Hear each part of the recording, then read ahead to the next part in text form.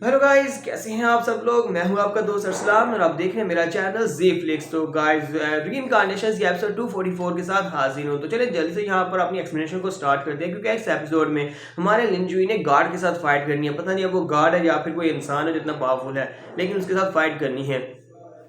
तो गाइस कैसे हैं आप सब लोग। रीइंकार्नेशंस के एपिसोड 244 के साथ हाजिर हो। तो लास्ट एपिसोड के एंड पे हमने देखा था कि हमारा लिंजुई का सामना गार्ड के साथ होता है, यानी कि वो अपने आप को गार्ड कह रहा होता है। हो सकता है कि वो कोई इंसान हो जो कि कल्टीवेशन में अबव लेवल पर हो, लेकिन टियानमो को पूरी तरह से वही कंट्रोल कर रहा होता है। टियानमो के ऊपर जो एग्जिस्टेंस होती है वो यही होती है। तो हमारा लिंजुई उसके सामने अपने तीनों एलिमेंट्स को मर्ज करता है। तीनों एलिमेंट्स को मर्ज करने के बाद वो उसकी पावर्स को वहां पर सह सकता है, यानी कि वो अपनी पावर्स के साथ अब लिंजुई को वहां पर और ज्यादा इफेक्ट नहीं कर सकता। टाइम और स्पेस को भी कंट्रोल कर सकता है, लेकिन अब लिंजुई को वो कंट्रोल नहीं कर पा रहा। वहीं पर हमारा लिंजुई आगे की तरफ बढ़ता है, साथ ही अपने गरुड़ा के थर्ड लेवल जिसका नाम अर्थ शेकिंग होता है उसको यूज करते हैं। वहां पर अर्थ शेकिंग को यूज करता है तो वहां पर जबरदस्त एनर्जी निकलती है जो कि ऊपर की तरफ आगे बढ़ती है। लिंजुई उसकी जो एनर्जी होती है, उसकी जो बड़ी सी आंख होती है, उसको बेचते हुए आगे की तरफ बढ़ जाता है। जैसे ही वो उसको बेचते हुए आगे की तरफ बढ़ता है तो वहीं पर से दूसरे यूनिवर्स में चला जाता है। यूनिवर्स नहीं, या फिर इसको राम कहेंगे। वहां पर से दूसरी राम में चला जाता है जहां पर एक डेजर्ट होता है। तो हमारा लिंजुई कहता है यहाँ पर स्काई के बारे में सुना था कि टियानमो एक बड़ा सा डेजर्ट है, लेकिन मुझे इस बारे में नहीं पता था कि ये वाकई में एक डेजर्ट है। जहाँ पर तो वाकई में एक डेजर्ट है। लिंजुई कहता है यहाँ पर तुझे एक एंडलेस डेजर्ट है, यानी जहाँ पर दिखाई दे रहा है वहां पर सिर्फ और सिर्फ रेत ही रेत है। इसका मतलब यह है कि ये बंदा यहाँ पर मुझे बसाना चाहता है। इसे क्या लगता है कि मैं यहाँ पर फंस सकता हूँ। तो माना लिंजुई वहीं पर खड़े खड़े अपनी उसके पास जो डिवाइन सेंस होती है वो कहता है यहाँ पर मेरे पास जो डिवाइन सेंस है, पिछले कई हजार सालों से मैंने इतनी सारी डिवाइन सेंस को इकट्ठा किया हुआ है। सारी की सारी डिवाइन सेंस को यहाँ पर यूज करने का वक्त आ चुका है। तुम्हारा लिंजुई वहीं पर खड़े खड़े डिवाइन सेंस एक्सप्लोजन करता है। डिवाइन सेंस का जो एक्सप्लोजन होता है वो बहुत ज्यादा पावरफुल होता है, क्योंकि उसने पूरे 1 लाख साल के डिवाइन सेंस को इकट्ठा किया हुआ है। तो जैसे ही वो फटती है तो उसी के साथ ही एक रेत जो होती है उसमें एक दरार पड़ती है। तुम्हारा लिंजुई कहता है मैंने तुम्हें ढूंढ लिया। डिवाइन सेंस आसपास चारों तरफ फैलती है और वहां पर जहाँ पे दरार पड़ती है उसके सामने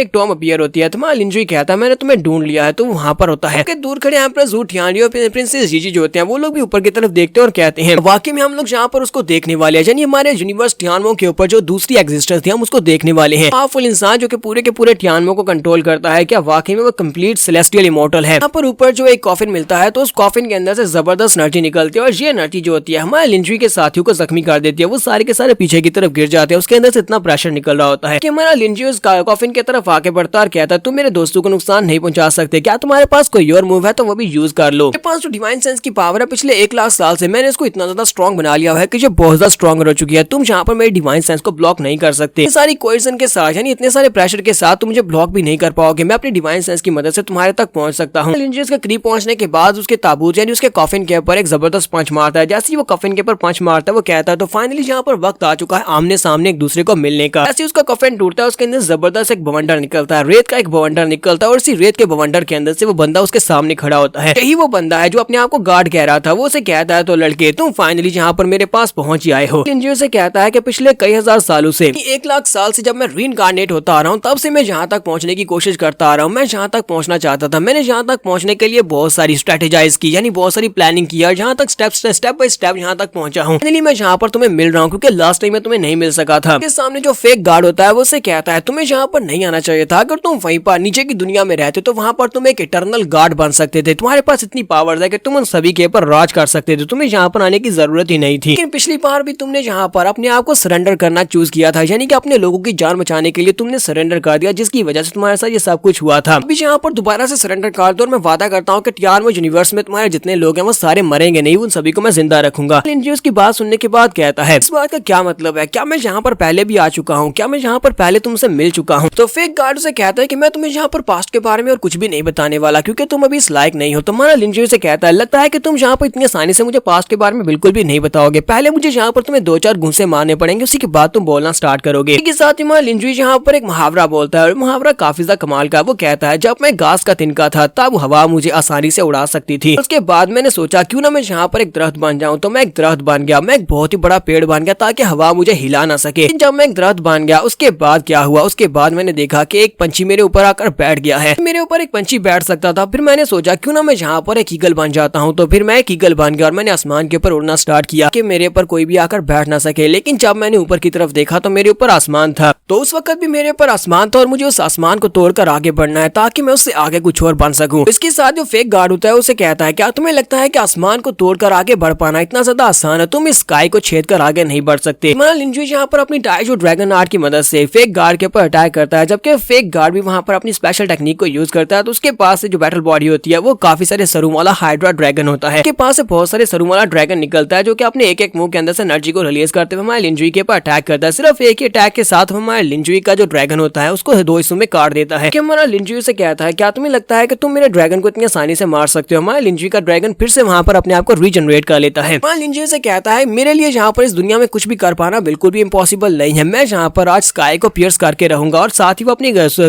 असुरा को रिलीज करता है। असुरा को रिलीज करने के साथ साथ ही वो ब्लैक फीदर की पावर्स को यूज करता है। जैसे वो ब्लैक फीदर को एक्टिवेट करता है, फेक गार्ड से कहता है तो एक्चुअली तुमने यहाँ पर अपने पंखों को भी ढूंढ लिया। लिंजुई उसकी बात सुनने के बाद सोच रहा था इसने यहाँ पर ये क्या कहा कि मैंने अपने पंखों को ढूंढ लिया, कहीं ऐसा तो नहीं है। 6 पंखों वाला गार्ड किंग था वो मैं ही था जिसका स्टैचू वहाँ पर नीचे वॉल के ऊपर मैंने देखा था। फेक गार्ड से कहता है लड़किया है तुम ये सब कुछ कारी क्यों रहे हो, तुम्हें क्या चाहिए? तुम्हें पता है कि टियानमो के ऊपर वाली दुनिया उसको क्या कहते हैं? क्या तुम टियानमो के ऊपर वाली दुनिया में जाना चाहते हो? तुम्हारा लिंजुई से कहता है मुझे बताओ कि टियानमो के ऊपर वाली दुनिया क्या है। एक गार्ड उसे कहता है टियानमो के ऊपर वाली दुनिया को राम ऑफ गार्ड्स कहा जाता है, वहाँ पर सारे के सारे गार्ड्स रहते हैं। क्या तुम गार्ड्स के ऊपर भरोसा करते हो? क्या तुम्हें लगता है कि इस दुनिया के ऊपर यानी ऊपर गार्ड्स हो सकते हैं? तुम्हारा लिंजुई से कहता है मैं इस बात के ऊपर बिल्कुल भी भरोसा नहीं करता। क्या तुम्हें लगता है कि इंसान गार्ड्स को नहीं मार सकते? मैं गार्ड्स को मार सकता हूँ। और साथ ही वो अपनी पावर्स को रिलीज करते हुए अपने हाथ में एक बड़ा सा ब्लेड बनाता है, सूरा की मदद से सामने की तरफ एक स्ट्राइक लगाता है। जबकि हमारे लिंजुई के साथ ही कहते हैं हम लोग भी यहाँ पर तुम्हारी मदद करने के लिए आ रहे हैं। प्रिंसेस जीजी और नजू टियांडी वो लोग भी जल्दी से जंप करते हुए ऊपर चले जाते हैं और अपनी अपनी पावर्स को रिलीज करते हुए इसके साथ मिलकर लिंजुई के साथ मिलकर फेक गार्ड के ऊपर अटैक करते हैं। सभी मिलकर जब उसके गार्ड के ऊपर अटैक करते हैं तो उसका ड्रैगन वहाँ पर इफेक्टेड होता है, लेकिन इसी के साथ ही फेक गार्ड वहाँ पर अपनी पावर्स को यूज करते हुए टाइम को वहाँ पर रोक देता है और कहता है तुम्हें पता है कि तुम लोग इस वक्त जिस टियानमो यूनिवर्स में हो ये सारे का सारा टियानमो यूनिवर्स मैंने बनाया है, यानी कि मैं गॉड ऑफ क्रिएशन हूँ। तुम सभी लोगों को पता ही नहीं है कि तुम सभी लोगों को गॉड की सेवा किस तरह करनी है। तुम लोगों को तो यहाँ पर मेरी पूजा करनी चाहिए। तुम में से 2-4 लोगों को लगता है कि तुम लोग यहाँ पर सेलेस्टियल इमॉर्टल राम में पहुंच जाओगे और यहाँ पर आकर उस गार्ड को जिसने तुम्हारे पूरे के पूरे टियानमो यूनिवर्स को बनाया उसको मार डालोगे और उसके बाद यहाँ पर से चुपचाप निकल कर जा सकते हो। तुम लोग ऐसा बिल्कुल भी नहीं कर पाओगे। लिंजुई की बात सुनने के बाद कहता है क्या कोई गार्ड गुस्सा होता है? क्या कोई गार्ड यहाँ पर मौत से डरता है? क्या कोई गार्ड यहाँ पर इस बात से डरता है बनाई हुई दुनिया में कोई 3 एलिमेंट्स की पावर्स को हासिल करके स्ट्रॉन्ग बन जाएगा? तो ऐसा बिल्कुल भी नहीं लगता। मुझे लगता है कि तुम यहाँ पर अपने नाम के साथ गार्ड का लफ्ज जोड़े हो, बल्कि तुम एक गार्ड नहीं हो, तुम सिर्फ और सिर्फ एक इंसान हो। तो जल्दी से बताओ कि तुम्हारा नाम क्या है। तो फेक गार्ड उसे कहता है लगता है कि तुम मुझे भूल चुके हो, हम लोग पहले भी एक दूसरे से मिल चुके हैं। वो उसे कहता है लिंजुई तो मैं तुम्हें अपना नाम बता ही देता हूँ, मेरा नाम लिंग जाओ है। और साथ ही वो सामने से गायब होकर हमारे लिंजुई के ऊपर अटैक करने के लिए आगे बढ़ता है। वो अपनी तलवार को घुमाते हुए लिंजुई के ऊपर अटैक करता है और उसे कहता है तुम्हें मेरा नाम पता चल गया, अब तुम्हें मरना होगा। लिंग जाओ हमारे लिंजुई के ऊपर अटैक करता है, जबकि हमारे लिंजुई भी अपने पास से ब्लेड निकालते हुए उसके अटैक को ब्लॉक कर लेता है और उसे कहता है लिंग जाओ तो वाकई में काफी ज्यादा पावरफुल हो, लेकिन अफसोस की बात तो यह है कि तुम फिलहाल के लिए इनकम्प्लीट हो। आज मैं यहाँ पर तुम्हें हरा कर ही रहूंगा। और इसी के साथ ही हमारा लिंजुई पर ब्रेक थ्रू करना स्टार्ट करता है। हमारे लिंजुई की जो कल्टीवेशन लेवल होती है वो बढ़ना स्टार्ट हो जाती है। उसके पास 4th प्रूविंग डाउराम में पहुंच जाता है, साथ ही वो 5th डाउराम के पहुंच जाता है। लिंजुई अपने सारे एलिमेंट्स को एक साथ मिक्स करता है और उन सभी के साथ ब्रेक थ्रू स्टार्ट कर रहा होता है। हमारा लिंजुई वहाँ पर ब्रेक थ्रू कर रहा होता है तो लिंग जाओ उसके ऊपर अटैक करने के लिए आगे बढ़ता है और कहते हैं तुमने यहाँ पर अपनी सारी की सारी डिवाइन सेंस पावर को इकट्ठा करके एलिमेंट्स को यहाँ पर ब्रेक थ्रू किया है, यानी कि डिवाइन सेंस को तुम यहाँ पर बैटल बॉडी में चेंज कर रहे हो। तुम्हें लगता है कि तुम यहाँ पर इंस्टेंट ब्रेक थ्रू करने के बाद मुझे मार सकते हो। लिंजुई अपनी सारी की सारी डिवाइन सेंस को जब अपनी बॉडी में लेवल में चेंज करता है तो वो डाउराम के 7th लेवल पर पहुंचता है, फिर साथ ही 8th लेवल, फिर 9th लेवल और इसी के साथ ही उसके पास स्पेशल डिवाइन सेंस पावर्स आ जाती हैं। टाइम एंड स्पेस को ओवरलैप कर सकता है। तुम्हारा लिंजुई यहाँ पर काफी सारी स्पेशल पावर्स को हासिल करता है अपनी डिवाइन सेंस को अपनी कल्टीवेशन पावर में चेंज करके। तो यहाँ पर हम लोग अपनी एपिसोड 244 का एंड करेंगे और नेक्स्ट एपिसोड में देखेंगे क्या हमारा लिंजुई यहाँ पर इस गार्ड लिंग जाओ को मार पाएगा जो कि अपने आप को गार्ड समझता है। के बाद टियानमो के ऊपर क्या है, क्या टियानमो के अलावा भी यहाँ पर कोई और यूनिवर्स है, वो हमें नेक्स्ट एपिसोड में पता चलेगा। एपिसोड की एक्सप्लेनेशन अच्छी लगी हो तो कमेंट कर किस रूप बताइएगा। चैनल को सब्सक्राइब कर दे, वीडियो को लाइक और शेयर कर दें। शुक्रिया।